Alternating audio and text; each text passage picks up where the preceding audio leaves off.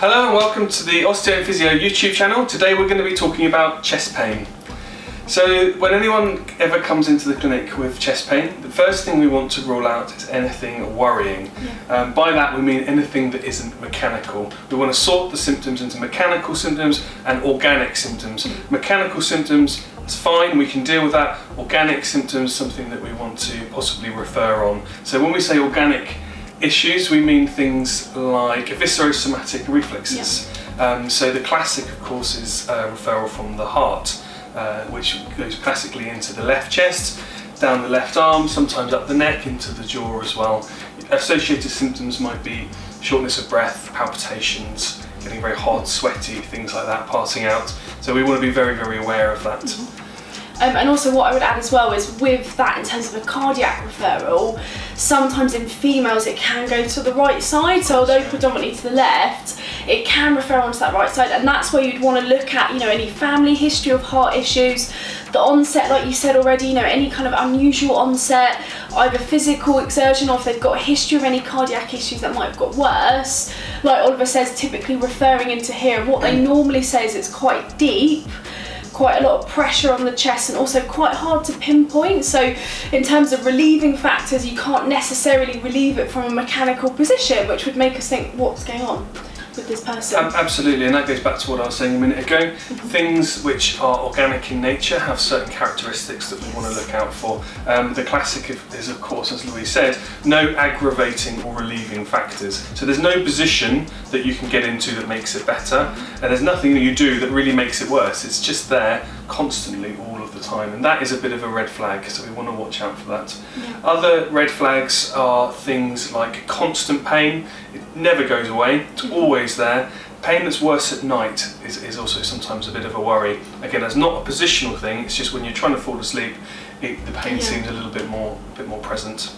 And I would also say as well, not relieved by painkillers. That's another big thing. You know, although sometimes it's a very grey area, but normally you find you're taking the painkillers and it doesn't necessarily get rid of the pain. And so with all of the viscerosomatic reflexes, so lots of different organs that can refer to this area, there's normally, like I said, specific factors that flag up, but you also want to, you know, send them off the referral, see what's going on. And so just to give you an example of different things that we would look at, you've covered cardiac, it might be referral from the lungs, which typically comes up into that left side as well, possibly up into the neck. And the gallbladder on the right hand side as well, can refer up to the tip of the shoulder.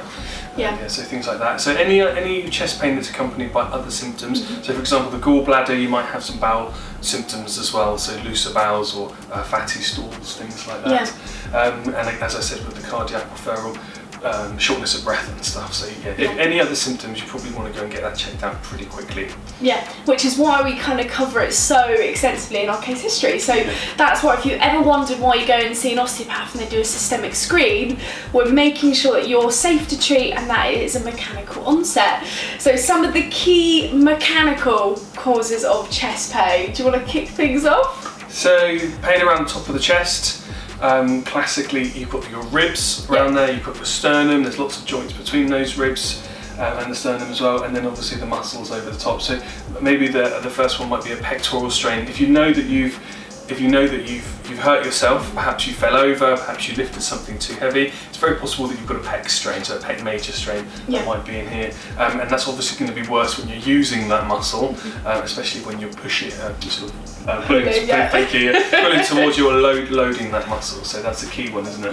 And also just thinking when we spoke about the shoulder with subacromial impingement and still sticking with the pectoral, you can actually get issues with its attachment into the coracoid process around the front of the shoulder. So the tendon attachment through here, and obviously as it blends up into the armpit. So you can find that actually, like Oliver says, in the belly of the muscle or quite sharp up through here, which may look like subacromial impingement. So on assessment we would find that as well. With regards to the joints, it's normally a lot more localised, a lot more specific. So if we're thinking of the sternocondral joints around here or intercostal muscle strain between the ribs, what they normally present with is very specific localised pain, sometimes aggravated with breathing, because you think you need these joints to move properly when we're breathing and to stabilise and support the rib cage. So if you are getting pain here, sometimes it can be sharp on breathing and can even refer round into the back, and vice versa from the back round the front if there's a dysfunction in the rib mechanics. Definitely, and when you say breathing, sometimes coughing and sneezing can be absolutely agonising, and you see people having to hold a rib down when they sneeze in order to stabilise it and give it that stability. Sometimes you might also get clicking as well when you're turning over in bed or doing something. That's also a sign of perhaps a little bit of instability around that joint as well. And just to put it in perspective, Oliver's got a very personal thing with this, where you had a squash injury, didn't you? Or no, it was a rock climbing, and he pulled the joints around the front, and that was clicking for such a long time. That was incredibly painful, so can definitely sympathise. Then the final thing that we would look at is possible referral into the front. So similar to those trigger points that we spoke about before, and that postural muscle fatigue, if it gets really tight around this area, sometimes you can get that referral or that dull ache into the front of the chest. So like we said, we would want to look at improving rib mechanics, softening through. If it is a mechanical cause, there's a lot we can do to loosen up and improve overall posture and standing through that upper rib cage and into the thoracic spine. And obviously any non-mechanical unusual symptoms we would obviously refer on as well. Yeah. Is that all of the things that can happen in the chest? I think so. More or less, I think that's everything. Great.